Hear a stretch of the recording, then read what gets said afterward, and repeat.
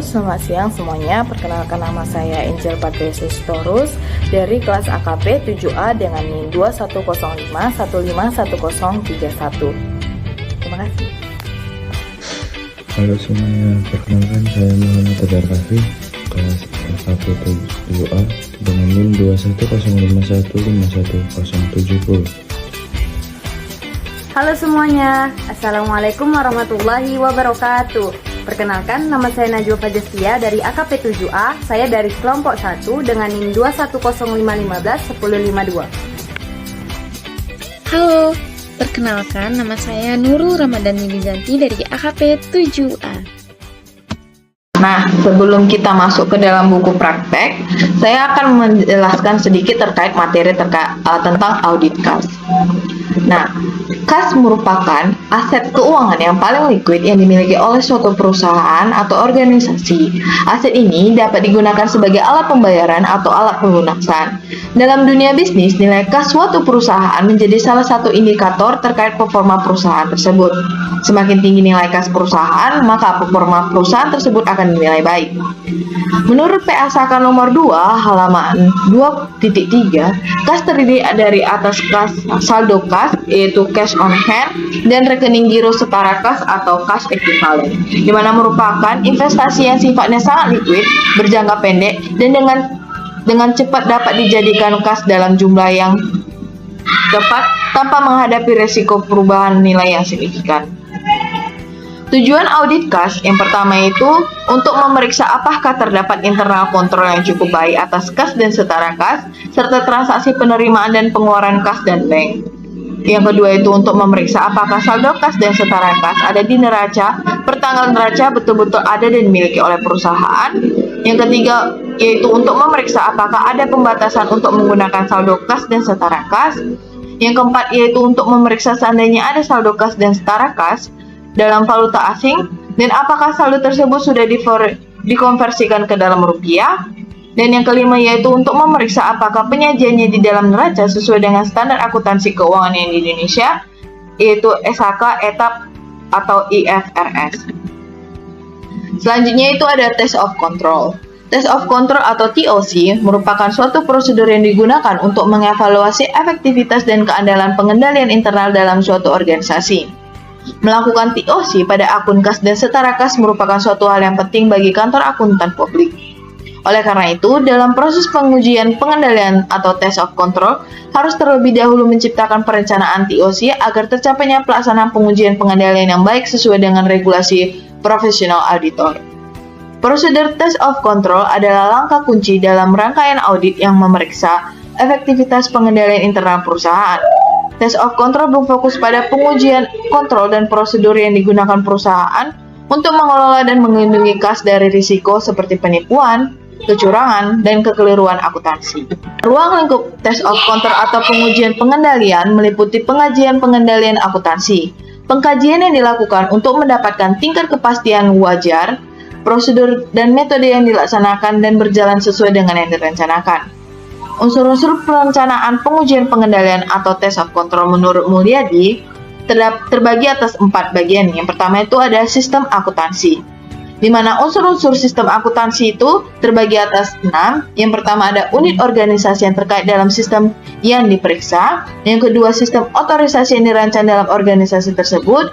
Yang ketiga ada dokumentasi. Yang keempat ada catatan akuntansi. Yang kelima ada laporan keuangan. Dan yang keenam adalah bagan alir sistem akuntansi yang bersangkutan, di mana sistem akuntansi dirancang untuk menangani kegiatan pokok perusahaan. Dalam audit, kegiatan pokok perusahaan dibagi menjadi beberapa siklus kegiatan khusus yang ada dalam perusahaan manufaktur, yaitu siklus penjualan, siklus pembelian, siklus penggajian, dan siklus biaya dan siklus kas. Yang kedua itu ada unsur pengendalian internal. Unsur-unsur pokok pengendalian internal terbagi atas 5 bagian, yaitu yang pertama adanya struktur organisasi yang menggambarkan pemisahan fungsi atau fungsi operasi, pencatatan, penyimpanan, dan pengawasan, dan pekerjaan yang tepat. Yang kedua itu ada sistem pemberian wewenang dan prosedur pencatatan. Yang ketiga ada unsur pelaksanaan yang wajar atau praktik yang sehat. Yang keempat ada unsur kualitas pegawai.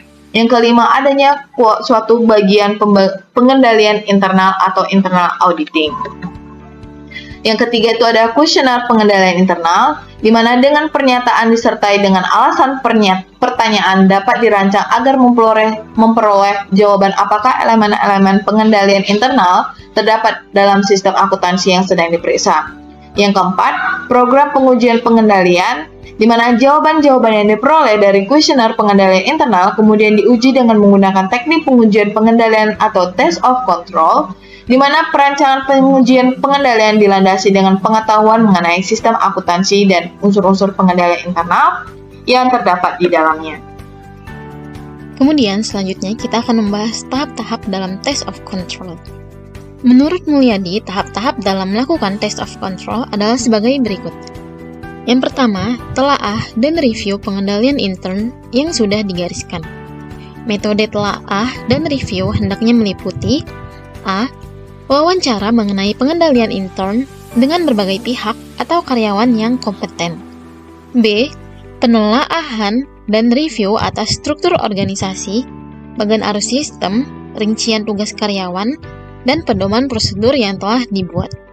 2. Verifikasi pendahuluan atas pengendalian yang sudah digariskan. Cara yang dapat dilakukan dalam tahap ini ialah observasi, wawancara, dan pengujian pemrosesan menyeluruh atau walkthrough test, meliputi penelusuran sampel dari tiap kelompok transaksi utama. Yang ketiga, ada evaluasi konseptual atau evaluasi pendahuluan atas pengendalian. Prosedur evaluasi konseptual atau pendahuluan atas pengendalian melalui analisis pengendalian intern, meneruskan evaluasi setiap kelompok pengendalian, dan merencanakan strategi prosedur-prosedur auditing, merencanakan pengendalian internal, dan tetapkan kebutuhan ketaatan untuk membenarkan pengandalan tersebut, serta merencanakan pengujian substantif dan prosedur audit ketaatan. Yang keempat, pelaksanaan prosedur-prosedur ketaatan. Tujuan utama tahap ini ialah untuk menguatkan kompetisi strategi audit sementara yang direncanakan selama tahap ketiga di atas, yaitu tahap evaluasi pendahuluan. Pada tahap ini, dilakukan pengumpulan bukti-bukti tambahan tentang eksistensi dan keefektifan pengendalian yang diandalkan. Yang kelima ada evaluasi akhir pengendalian intern. Evaluasi akhir hanya merupakan peninjauan kembali secara sepintas, lalu atas evaluasi pendahuluan dan cenderung mengukuhkan kesimpulan yang sudah dibuat auditor internal sebelumnya tentang pengendalian intern yang sudah direncanakan. Kemudian ada pengujian substantif saldo kas. Prosedur awalnya meliputi usut saldo kas yang tercantum di dalam laporan posisi keuangan ke saldo akun kas yang ada. Kemudian melakukan perhitungan kembali atas saldo awal kas yang tercantum di buku besar. Lalu usut saldo awal kas ke kertas kerja tahun lalu. Kemudian melakukan review atau penelaahan atas mutasi luar biasa dalam jumlah dan sumber posting dalam akun kas. Dan yang terakhir ada usut posting pendebitan dan pengkreditan atas akun kas ke dalam jurnal yang terkait. Lalu ada tahap prosedur analitik. Pada tahap awal pengujian substantif terhadap kas, pengujian analitik dimaksudkan untuk membantu auditor dalam memahami bisnis klien dan dalam menemukan bidang yang memerlukan audit lebih intensif. Rasio yang telah dihitung tersebut kemudian dibandingkan dengan harapan auditor, misalnya rasio tahun lalu, rata rasio industri, atau rasio yang dianggarkan. Di samping itu, auditor perlu membandingkan akun kas yang tercantum di neraca dengan saldo kas pada akhir tahun yang lalu. Perbandingan ini membantu auditor untuk mengungkapkan peristiwa atau transaksi yang tidak biasa, perubahan akuntansi, perubahan usaha, fluktuasi acak, atau salah saji. Kemudian yang ketiga ada tahap pengujian terhadap transaksi rinci, meliputi melakukan uji pisah batas transaksi kas, membuat daftar transfer bank pada periode sebelum dan setelah tanggal laporan posisi keuangan untuk menentukan check keeping, membuat dan menganalisis rekonsiliasi bank 4 kolom, dan melakukan pemeriksaan akan kemungkinan adanya penggelapan kas dengan cara lapping penerimaan dan pengeluaran kas. Kemudian, ada tahap pengujian terhadap akun rinci, meliputi menghitung jumlah kas yang ada di tangan klien, merekonsiliasi catatan kas dengan catatan rekening koran bank yang terkait, melakukan konfirmasi saldo kas di bank, dan memeriksa cek yang beredar pada tanggal laporan posisi keuangan ke dalam rekening koran bank. Lalu ada tahap verifikasi penyajian dan pengungkapan, meliputi memeriksa jawaban konfirmasi dari bank mengenai batasan yang dikenakan terhadap pemakaian rekening tertentu klien di bank, dan melakukan wawancara dengan manajemen mengenai batasan penggunaan kas klien. Untuk selanjutnya, kami akan membahas kasus pada PT Bina Citra Pesona. Baiklah, di sini saya akan menjelaskan kode A dari rekonsiliasi Bank Ganesha PT Bina Citra Pesona, di mana yang pertama-tama kita mengetahui saldo per laporan bank itu balance as per bank statement sebesar 1.031.568.000. Nah, ini kita bisa lihat dari totalannya A2. Nah, dari totalannya itu kita sudah sesuai dari konfirmasi bank yang ada pada A2, sehingga konfirmasi ini sudah sesuai dan dengan saldo awal yang terdapat pada laporan bank. Nah, kemudian itu ada setoran dalam perjalanan pada tanggal 29 Desember dan 30 Desember sebesar 91.974 dan sebesar 6 juta, di mana yang 91 juta ini sudah ditelusuri ke jurnal penerimaan kas dan laporan bank, dan yang 6 juta ini itu telah ditelusuri ke jurnal penerimaan kas, di mana totalannya ini itu kita dapat lihat di buku 1 halaman 24. Nah, dari situ kita bisa melihat bahwa terdapat totalan setoran dalam perjalanan. Nah, sehingga totalan dari setoran perjalanan ini sebesar 97.974.000. Selanjutnya itu ada kas yang belum disetor. Nah, kas yang belum disetor ini pada tanggal 31 Desember sebesar 25.188.000. Ini kita bisa melihat dari A6. Nah, sudah sesuai dari totalan dari setoran kas yang belum disetor. Nah, sehingga ini merupakan sesuai dengan jurnal kas yang dihitung dan di hadapan pada kasir. Totalan dari secara keseluruhan itu sebesar Rp1.054.730.000. Selanjutnya itu ada cek-cek yang beredar, di mana cek-cek yang beredar ini, data-data ini bisa kita lihat dari buku 1 halaman 25. Nah, teman-teman bisa melihat di situ ada nomor cek. Nah, kita bisa melihat dari nomor-nomor cek itu apakah sudah sesuai dengan cek yang beredar dari data perusahaan. Tetapi untuk cek yang dengan kode 1415 Dian Kencana Store pada November 4 ini sebesar 7.760 itu tidak terdapat pada daftar cek beredar, tetapi itu bisa dikonfirmasi ulang di bagian piutang, bisa dikonfirmasi di bagian piutang yaitu G3. Nih. Nanti teman-teman bisa melihat di bagian G3 buku 4.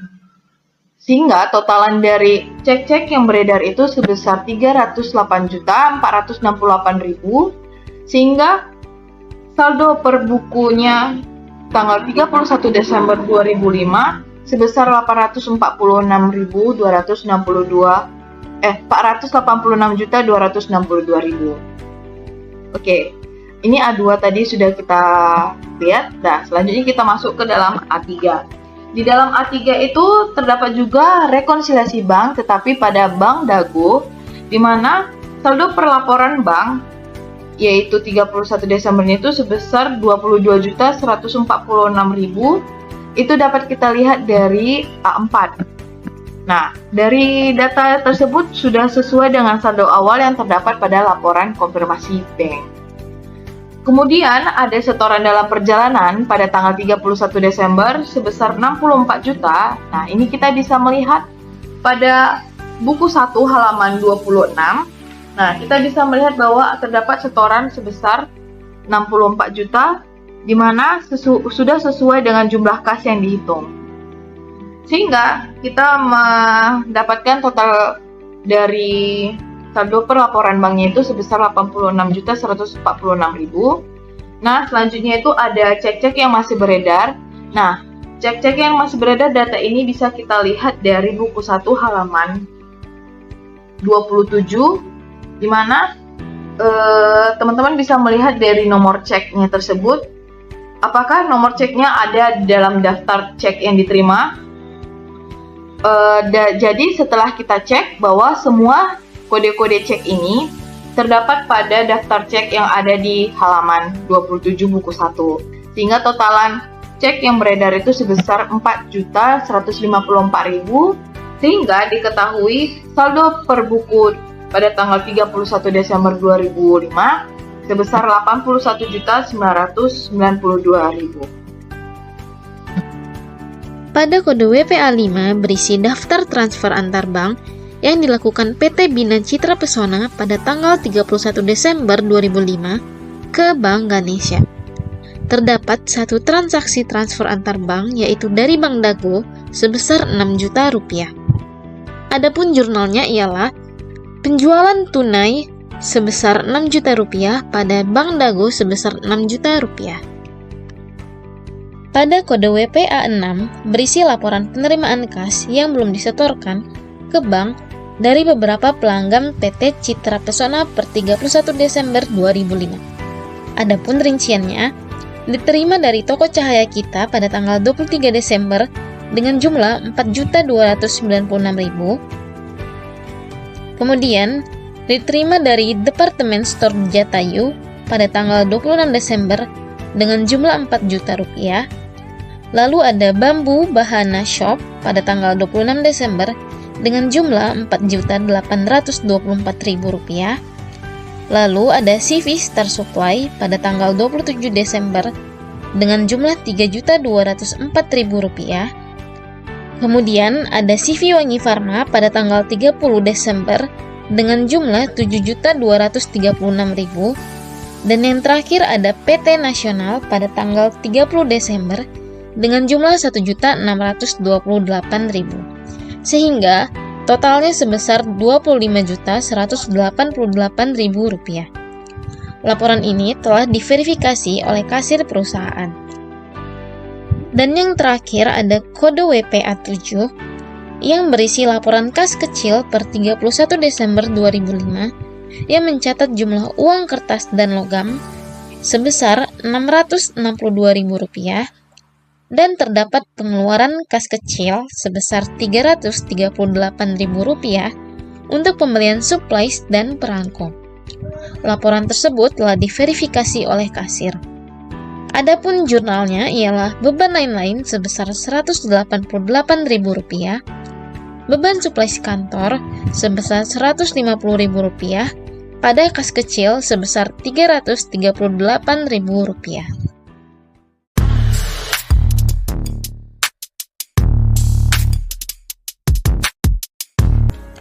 Audit piutang dagang dan persediaan. Audit piutang dagang bertujuan untuk memastikan bahwa semua piutang yang tercatat dalam laporan keuangan perusahaan adalah akurat dan dapat dikoleksi. Prosedur audit piutang dagang dimulai dengan perencanaan, di mana auditor merencanakan langkah-langkah yang akan diambil untuk memeriksa saldo piutang. Pada tahap pelaksanaan, auditor melakukan pengujian pengendalian untuk menilai efektivitas pengendalian internal atas transaksi penjualan. Selain itu, auditor juga melakukan pengujian substansif untuk mengumpulkan bukti audit yang memadai. Pengujian substansif ini mencakup konfirmasi piutang kepada debitur, pemeriksaan dokumen pendukung seperti faktur penjualan, serta analisis umur piutang untuk menilai risiko kredit. Prosedur audit piutang dagang meliputi beberapa langkah penting. Pertama, auditor melakukan rekonsiliasi antara informasi piutang yang dicantumkan di neraca dengan buku besar. Selanjutnya, auditor melakukan prosedur analitik untuk memahami bisnis klien dan menemukan area yang memerlukan perhatian lebih dalam audit. Auditor juga melakukan audit terhadap transaksi rinci untuk memeriksa keandalan saldo piutang. Pengujian ini mencakup konfirmasi saldo kepada pelanggan dan evaluasi terhadap cadangan kerugian piutang usaha. Semua langkah ini bertujuan untuk memastikan keberadaan, kelengkapan, dan penilaian atas piutang usaha. Audit persediaan. Audit persediaan bertujuan untuk memastikan bahwa semua persediaan yang tercatat dalam laporan keuangan adalah akurat dan sesuai dengan kondisi fisik barang. Prosedur audit persediaan biasanya melibatkan observasi fisik terhadap barang yang ada di gudang serta rekonsiliasi antara catatan akuntansi dan hasil pemeriksaan fisik. Auditor juga perlu memeriksa klasifikasi persediaan dalam laporan keuangan serta memastikan bahwa tidak ada barang yang usang dan tidak terjual yang tercatat sebagai aset. Hal ini penting untuk memberikan gambaran yang jelas tentang nilai persediaan perusahaan. Prosedur audit persediaan. Audit persediaan adalah proses penting untuk memastikan akurasi dan integritas data persediaan dalam laporan keuangan. Proses ini dimulai dengan perencanaan, di mana auditor mengumpulkan informasi tentang jenis dan kuantitas persediaan, serta mengidentifikasi risiko. Selanjutnya, auditor melakukan perhitungan fisik untuk memverifikasi keberadaan barang, diikuti dengan pemeriksaan dokumen pendukung seperti faktur pembelian. Auditor juga mengevaluasi metode pencatatan yang digunakan, seperti FIFO atau LIFO, dan menilai pengendalian internal untuk mengidentifikasi kelemahan. Dengan langkah-langkah ini, audit persediaan membantu meningkatkan keandalan laporan keuangan dan pengelolaan aset perusahaan. Risiko dalam audit piutang dan persediaan. Dalam proses audit piutang dagang dan persediaan, terdapat beberapa risiko yang perlu diperhatikan. Risiko umum mencakup kemungkinan terjadinya penipuan atau manipulasi laporan keuangan, serta kesalahan dalam pengukuran nilai wajar aset. Untuk piutang dagang, risiko khusus termasuk ketidakmampuan pelanggan untuk membayar utangnya. Sedangkan pada persediaan, risiko khusus meliputi kerusakan atau kehilangan barang. Auditor harus mampu mengidentifikasi dan mengatasi risiko ini agar hasil audit dapat dipercaya. Baik, di sini saya akan mengerjakan kertas kerja pemeriksaan tahun 2005 untuk kode B1, yaitu piutang dagang dan daftar umum piutang. Nah, jika di tugas kita itu pada buku 1, tugas 2 halaman 11, yaitu piutang dagang dan penjualan. Nah, untuk pertama-tama kita membuat kertas kerja sesuai dengan buku 4 tadi, di halaman 23, buku 4 halaman 23. Di situ kita dapat menyesuaikan dengan membuat tabel seperti yang ada pada buku. Kita bisa melihat di sini, ini untuk kode B1 pada buku 4 tadi, kita masukkan. Nah, kemudian kita masuk langsung ke perintah. Kita bisa melihat di halaman 13 buku 1. Yang pertama, minta atau buatlah daftar umur piutang pada akhir tahun berjalan. Keterangannya sudah saudara peroleh dari Neni Miharja dan sudah diarsipkan pada kertas kerja B1. Kita diminta untuk buat daftar umur piutang seperti yang saya buat ini, kita telah membuatnya. Kemudian yang kedua, periksa kebenaran penjumlahan dan telusur ke working trial balance. Tugasnya, cantumkan tick mark dan indeks silang yang diperlukan pada kertas kerja B1. Nah, jadi kita membuat tick mark. Karena kartu piutangnya tidak diproduksi, maka kita menganggap saja bahwa semua nominal yang telah dibuat pada buku 4 tadi itu telah benar atau telah ditelusur ke kartu piutang dengan mencantumkan tick mark. Nah, tadi kita diminta untuk mencantumkan tick mark. Jadi di sini keterangannya bahwasannya untuk simbol seperti ini itu berarti telah ditelusur ke kartu piutang. Jadi kita membuat tick mark seperti ini pada setiap nominal yang ada di sini, yang ada di kertas kerja. Nah, kita bisa membuatnya. Nah, ini mungkin bisa kita copy sampai kepada nominalnya. Kemudian yang ini juga seperti itu.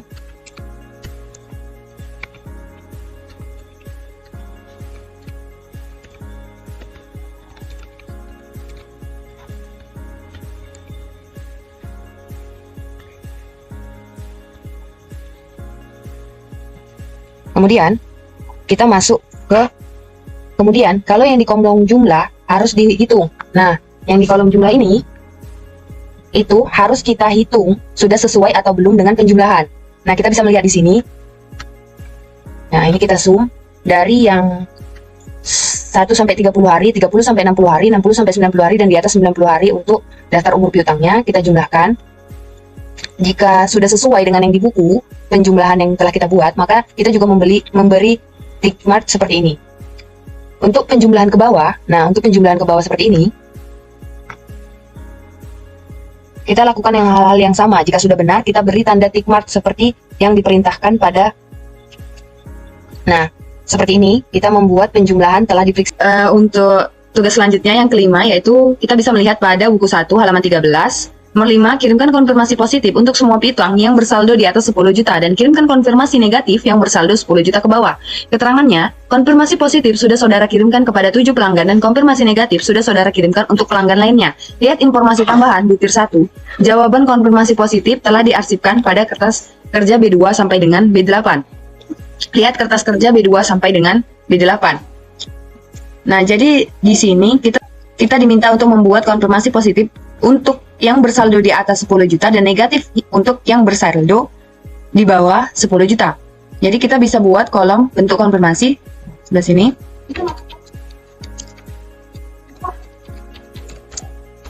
Nah, sesuai dengan perintah memberikan konfirmasi positif untuk yang bersaldo di atas dan negatif untuk yang bersaldo di bawah 10 juta. Nah, jadi ini kita bisa melihat negatif, kemudian selanjutnya negatif, kemudian selanjutnya juga negatif, kemudian yang selanjutnya 14.800.000 berarti positif,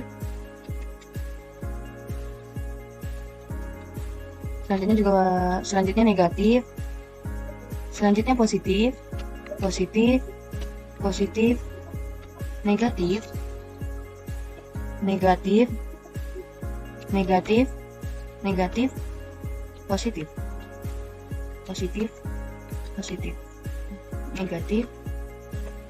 Kemudian kita buat kolom di sampingnya pembayaran pada awal Januari. Nah, kita buat di sini pembayaran pada awal Januari.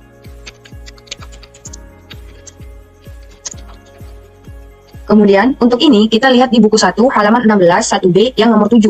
Berikut adalah kita bisa melihat di lembar soal, di buku soal, buku 1 halaman 16. Nah, ini pada nomor 7. Berikut ini adalah cuplikan dari jurnal penerimaan kas untuk periode beberapa hari setelah tanggal neraca. Kita melihat ada pelanggannya, jumlah pembayaran, dan ada pula tanggal pembayaran.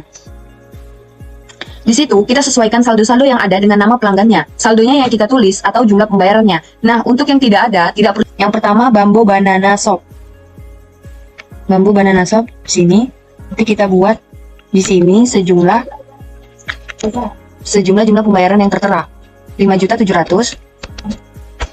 Kemudian Toko Cahaya Omega. Toko Cahaya Omega berjumlah 8.600.000. Kemudian yang ketiga Cinderella Shop itu berjumlah 4 juta. Kemudian PT Dania 52 juta. Kemudian PT Indah Jaya 15.960.000. 15.960.000. Kemudian CV Star Supply berjumlah 5 juta. Departemen Store Jatayu berjumlah 9.030.000. PT Nasional berjumlah 2.400.000. PT Ramal berjumlah 4.700.000. Toko D5 berjumlah 118 juta.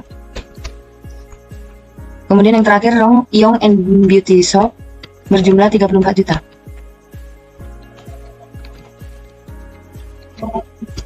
Kemudian kolom komentar kepala bagian kredit. Lihat di buku 1, lihat di halaman 16 buku 1 yang nomor 6.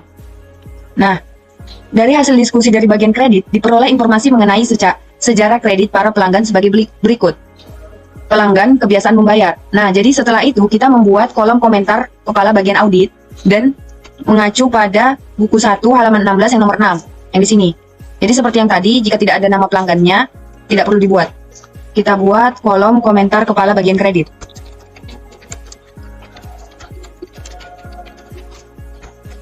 Untuk yang pertama PT Ayu Aroma, kebiasaan membayarnya tepat waktu. Kemudian Bimbi Beauty, sangat diragukan. Kemudian Bambu Banana, sering terlambat tetapi selalu membayar.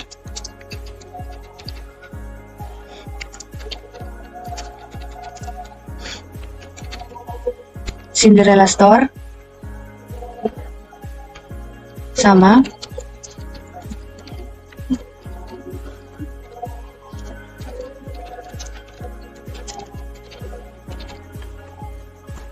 Kemudian PT Indah Jaya, jarang terlambat. Rama dan Cynthia Store, Sinta Store.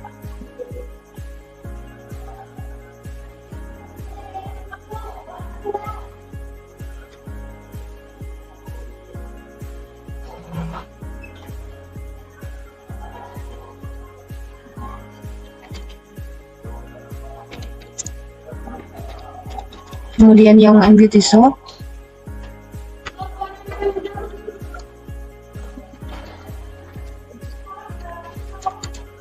kemudian yang terakhir PT Dania.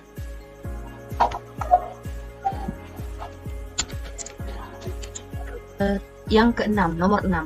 Periksalah surat konfirmasi yang dikembalikan oleh kantor pos. Keterangan tidak ada, tugas mahasiswa juga tidak ada. Oleh karena itu tidak perlu dikerjakan karena memang tidak ada. Kemudian untuk nomor 7, periksalah semua perkecualian yang dilaporkan dalam jawaban konfirmasi. Lihat informasi tambahan butir 2, 3, 4, dan 5. Kemudian tugas mahasiswa berilah catatan yang diperlukan dalam kertas kerja indeks B2 sampai dengan B8. Baik, kita bisa melihat informasi tambahan butir 2, 3, 4, dan 5. Pada buku yang sama, halaman 16, nah, kita bisa melihat nomor 2 terlebih dahulu. Pada saat memeriksa faktur nomor 1428, saudara menemukan kesalahan yang dilakukan oleh klien. Dalam hal ini, saudara telah menentukan bahwa informasi yang terdapat pada jawaban konfirmasi dari firma Fajar Futura dan CV Wangi Pharma adalah benar. Nah, kita bisa melihat pada konfirmasi dari firma Fajar Futura, B2. Sini, firma Fajar Futura. Sehubungan dengan pemeriksaan atas laporan keuangan pada 31 Desember 2005 oleh akuntan publik kami, Dr. Susilo, sedilah Anda memeriksa kebenaran data di bawah ini. Kemudian kita langsung masuk ke bawahnya. Kepada yang terhormat Dr. Susilo dan CO, Jalan Pandayan, Yogyakarta. Kami tidak setuju atas saldo utang kami sebesar 34.400 pada tanggal 31 Desember 2005. Keterangan atau alasannya, kami telah dibebani faktur 1428 dengan jumlah 2.400.000. Kami tidak pernah memesan dan menerima smoothing lotion. Jadi faktur 1428 itu smoothing lotion. Saldo yang seharusnya adalah 32 juta. Kita menyatakan bahwa saldo yang seharusnya kita buat informasi tambahan yang diperlukan seperti tugas nomor 5 tadi. Saldo yang seharusnya adalah 32 juta.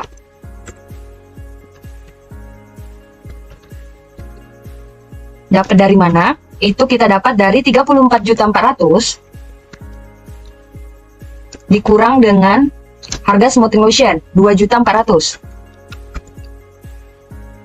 Kemudian terjadi kesalahan penulisan faktur yang dibebankan ke lain pelanggan. Kemudian sesuai dengan informasi tadi, kita melihat dan konfirmasi dari firma Fajar Futura dan CV Wangi Pharma. Kita lihat untuk CV Wangi Pharma, ini toko D5. Nah, ini CV Wangi Pharma. Kita baca terlebih dahulu CV Wangi Pharma. Kami tidak setuju atas utang kami sebesar 38.800 pada tanggal 31 Desember 2005. Dengan alasan, smoothing lotion seharga 2.400.000 yang telah kami terima tanggal 18 bulan 12 2005 belum diperhitungkan, utang kami seharusnya 41.200.000. Nah, dari kesimpulan ini kita menemukan bahwa akuntan publik Dr. Susilo salah membebankan utang. Seharusnya pembebanan itu jatuh pada CV Wangi Pharma, tetapi tadi kita malah jatuh ke firma Fajar Futura. Oleh karena itu, seharusnya saldo yang benar sebesar 41.200.000. 41.200.000 itu kita dapatkan dari 38 juta. Kita bisa buat di sini. Utang kami utang CV Wangi Pharma seharusnya sesuai yang dibilang mereka tadi 41.200.000. Itu didapat dari 38.800.000 ditambah dengan 2.400.000.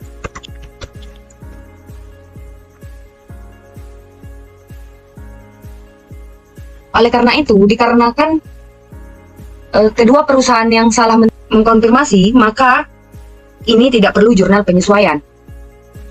Baik, selanjutnya kita bisa memberikan tick mark C, yaitu telah dikirim konfirmasi positif. Kita bisa melihat arti dari tick mark tersebut pada buku 3 halaman 22. Kita bisa memberikan tick mark C bagi konfirmasi positif. Konfirmasi positif tick mark C, kemudian selanjutnya C. Nah, kemudian firma Fajar Futura. Nah, di sini kita buat kodenya sebagai tanda. Tadi kan kita telah menelusuri firma Fajar Futura B2, firma Fajar Futura. Ini firma Fajar Futura. Oleh karena itu, agar mempermudah kita dalam melihat di manakah letak firma Fajar Futura, jadi kita bisa memberikan tanda di sini firma Fajar Futura sesuai dengan tempatnya, firma Fajar Futura. Kita memberikan bahwa kita bisa melihat pada kode B2. Jadi kita buat seperti ini. Nah, untuk seterusnya dari data B3 sampai dengan B8 kita dapat membuat seperti itu juga agar dapat mempermudah kita dalam menelusuri. Masih tambah nomor 3, pada saat menerima faktur nomor 1503, saudara mengetahui bahwa harga yang benar adalah 56.600 per unit. Kita bisa melihat pada faktur B7. Faktur B7 dijelaskan bahwa kami tidak setuju atas saldo piutang kami sebesar 18.120.000 pada tanggal 31 Desember 2005. Alasannya, faktur nomor 1503 yang kami terima pada tanggal 27 Desember 2005 salah. Kami memesan 20 box lemon dengan harga 56.600 per box. Dalam faktur tersebut ditulis 164.600 per box. Jadi, kita membutuhkan koreksi atau dibutuhkan penyesuaian. Kita bisa membuat informasi tambahan di sini. Sesuai dengan keterangan tadi, mereka memesan 20 box lemon dengan harga 56, tetapi di faktur tersebut 164. Oleh karena itu, kita buat lemon. Oleh karena itu, terdapat selisih sebesar, kita kurangkan ini dengan ini, terdapat selisih sebesar 2.160.000. Oleh karena itu, kita bisa membuat jurnal penyesuaian untuk PT Indah Jaya. Kita buat pada lembar kertas kerja B1, kita bisa membuat jurnal penyesuaiannya di bawah, pertagihannya terhadap PT Indah Jaya. Jadi kita bisa membuat jurnal penyesuaiannya, yaitu penjualan, sales, pada account receivable.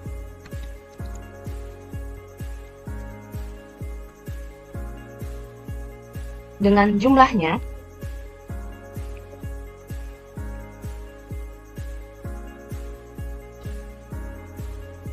besar 2.600.000, begitu pula dengan kreditnya. Kemudian kita bisa membuat di sini untuk keterangan tambahannya. Kita merge dulu. Kesalahan perbedaan piutang. Kesalahan perbedaan piutang kepada PT Indah Jaya sebesar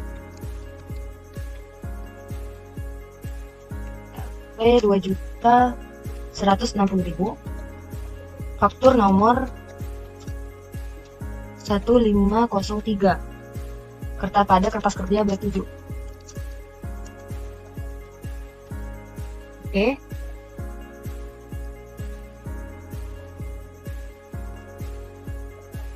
Selanjutnya kita bisa mengidentifikasi di sini.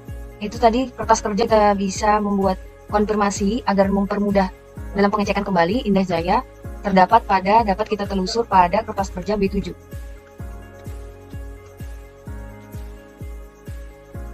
Kemudian kita melanjutkan pada poin 4. Saudara menemukan bahwa retur penjualan kredit sebesar Rp3.496.000 dari Yong and Beauty Shop belum dicatat dan belum diposting ke kartu piutang yang bersangkutan. Kita bisa melihat untuk kode-kode permintaan konfirmasi saldo piutang oleh Yong and Beauty Shop. Ini PT dari toko D5. Kemudian ini yang tadi Wangi Pharma. Nah, Ini Young and Beauty Shop. Kita bisa lihat. Kami tidak setuju atas saldo utang kami sebesar 37.496.000 pada tanggal 31 Desember 2005. Dengan alasan dalam pengiriman bulan Oktober 2005 terdapat barang yang rusak senilai 3.496. Kami telah diberitahu oleh PT Bina Citra Persona bahwa utang kami akan dikurangi dengan jumlah tersebut. Jadi kita butuh koreksian. Oleh karena itu kita membuat jurnal penyesuaian untuk B5 di sini. Kita buat di jurnal penyesuaian yang pertama, yaitu retur pada utang. Retur and sales of receivable pada account receivable. Untuk jumlahnya kita bisa sesuaikan dengan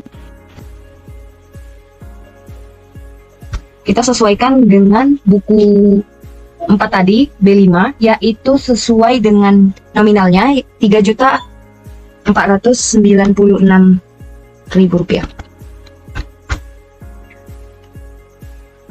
Untuk kreditnya juga seperti itu. Kemudian kita buat keterangannya di sini. Pengembalian barang rusak. Pengembalian barang rusak oleh Young and Beauty Shop sebesar.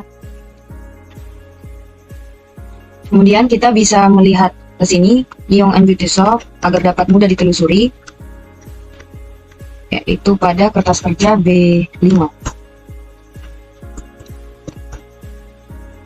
Kemudian untuk selanjutnya kita masuk ke poin nomor 5. Selama tahun 2005, perusahaan telah menghapus piutang kepada toko Bimbi Beauty sebesar Rp29.520.000. Nah, dalam hal ini kita dapat masuk ke B9, yaitu kita akan membuat cadangan kerugian piutang. Untuk selanjutnya kita membuat tabel cadangan kerugian piutang. Kita bisa buat di sheet B9, kita bisa buat dulu.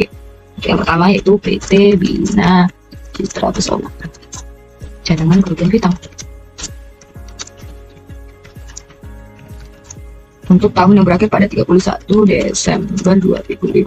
Untuk yang pertama kita tulis saldo pada tanggal 31 Desember tahun sebelumnya, yaitu 2004.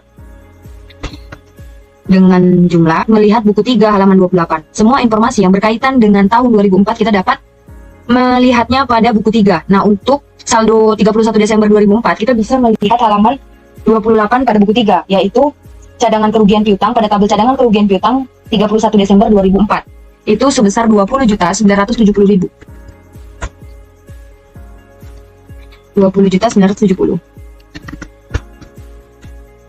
Kemudian untuk selanjutnya yaitu penghapusan piutang selama tahun 2005.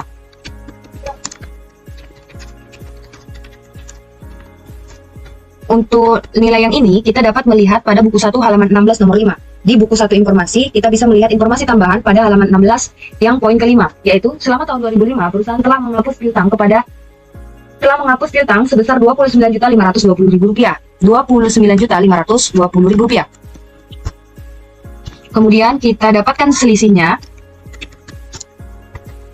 sebesar ini ditambah ini. Ini dikurang ini. Selisih sebesar minus Rp8.550.000. Nah, kemudian kita mendapat untuk selanjutnya yaitu pencadangan pada akhir tahun 2004. Pencadangan pada akhir 2024 yaitu sebesar Rp45.580.000. Untuk ini kita dapat pada buku 4 halaman 16 TB2 pada kerugian piutang. Nah, kemudian kita mendapatkan saldo akhir 31 Desember 2005. Ini kita dapatkan dari selisih tadi ditambah dengan pencadangan pada akhir tahun 2004. Ini mungkin ada sedikit kesalahan ya tadi. Ini 2004. Sebesar Rp37.030.000. Kemudian untuk penghapusan piutangnya, penyesuaian penghapusan piutang pada toko Bimbi Beauty, itu kita bisa melihat pada B1 yang kita 500. Kita kembali ke sini. Kemudian saldo setelah penyesuaian kita dapatkan saldo setelah penyesuaian sama dengan 37 juta dikurang dengan 1.500. Nah, adapun saldo setelah penyesuaian pada PT Bina Citra Pesona sebesar Rp35.530.000. Kemudian kita membuat pengujian terhadap saldo cadangan kerugian piutang. Pengujian terhadap saldo cadangan kerugian piutang. Kita bisa buat di sini umur piutang, kemudian di sampingnya saldo, kemudian taksiran yang tidak tertagih. Umur piutang, kemudian di sini saldo,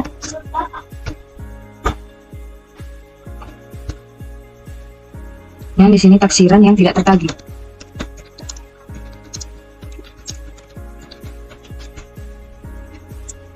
Umur piutang 1 sampai 30, 30 sampai 60, 60 sampai 90, kemudian di atas 90. Nah, untuk saldonya kita dapat melihat pada B1 untuk umur piutang 1 sampai 30 totalnya Rp376.374.000. Nah, kemudian untuk 30 sampai 60 hari itu Rp41.140.000. Kemudian untuk 60 sampai 90 itu Rp6.396.000. Kemudian untuk di atas 90 itu ada Rp1.500.000. Nah, untuk selanjutnya kita bisa membuat presentasi untuk umur piutang sesuai dengan umurnya. Itu sudah ditentukan, kita dapat melihat pada buku 3 halaman 28. Jadi, untuk umur piutang 1 sampai 30 itu presentasinya yaitu 1,50%. Kemudian yang untuk umur piutang 30 sampai 60 itu presentasinya 10%, 60 sampai 90 itu 50%, dan di atas 90 itu 100%. Nah, untuk taksiran yang tidak tertagih, kita dapat mengkalikan saldonya sesuai dengan umur piutang dikali dengan presentasi sesuai dengan umur piutangnya. Nah, dikarenakan ini sama, makanya kita bisa tarik sampai ke bawah. Nah, untuk di atas 90, kita bisa melihat pada jurnal penyesuaian yang ketiga. Jurnal penyesuaian yang ketiga tadi, penghapusan piutang atas nama toko Bimbi Beauty sebesar 1.500.000 karena sangat diragukan pembayarannya. Nah, oleh karena itu kita tidak dapat memasukkannya di sini. Oleh karena itu kita buat 0. Nah, agar mempermudah kita dalam menelusuri, kita dapat membuat kode untuk kita dapat menelusuri kembali, yaitu jurnal penyesuaian nomor 3 tadi. Kemudian yang ini tadi kita dapat menelusuri pada B1, kertas kerja B1, kemudian ini juga B1, kemudian ini juga B1. Selanjutnya, yaitu saldo menurut analisis. Kita buat saldo menurut analisis. Saldo menurut analisis sama dengan kita jumlahkan, kita sumkan taksiran yang tidak tertagih sebesar 11.209.610. Kemudian saldo setelah penyesuaian, saldo setelah penyesuaian dikurang dengan cadangan kerugian. Saldo setelah penyesuaian 35.530 dikurang sama cadangan kerugian. Ini tadi cadangan kerugian 11.209.000. Jadi totalnya 24.320.390. Nah, kemudian selanjutnya kita membuat tick mark untuk setiap kode di sini. Di sini setelah saya cantumkan, kita bisa melihat pada buku 3 halaman 28 untuk penjelasan tick marknya. Nah, untuk yang pertama kita bisa buat tick mark seperti ini sesuai dengan kertas kerja tahun sebelumnya. Nah, jadi kita bisa buat ini di sini karena ini kita telusur tadi dari kertas kerja tahun sebelumnya dan ini menyatakan sesuai dengan kertas kerja tahun sebelumnya. Kemudian untuk yang ini kita bisa pakai tick mark yang ini. Karena penjelasan tick mark Y, semua penghapusan telah mendapatkan persetujuan. Ini kita tahu dari mana kalau ini telah mendapatkan persetujuan? Karena tadi terdapat pada informasi tambahan yang ada di buku 1. Kemudian untuk yang ini, pencadangan dilakukan dengan wajar dan konsisten dengan pencadangan tahun sebelumnya. Nah, ini juga tadi kita dapat pada tahun sebelumnya. Jadi kita bisa membuat tick mark ini di sini, yang artinya dilakukan dengan wajar dan konsisten dengan pencadangan tahun sebelumnya. Kemudian untuk yang terakhir kita bisa membuat tick mark N seperti ini, yang artinya saldo cadangan kerugian piutang cukup sebanding dengan saldo tahun sebelumnya. Nah, jadi mungkin inilah untuk hasil dari tabel cadangan kerugian piutang untuk tahun yang berakhir pada 31 Desember 2005 untuk PT Bina Citra Pesona. Mungkin ini saja yang dapat saya sampaikan. Lebih dan kurangnya saya mohon maaf. Kepada Tuhan saya mohon ampun. Wabillahi taufiq wal hidayah. Wassalamualaikum warahmatullahi wabarakatuh.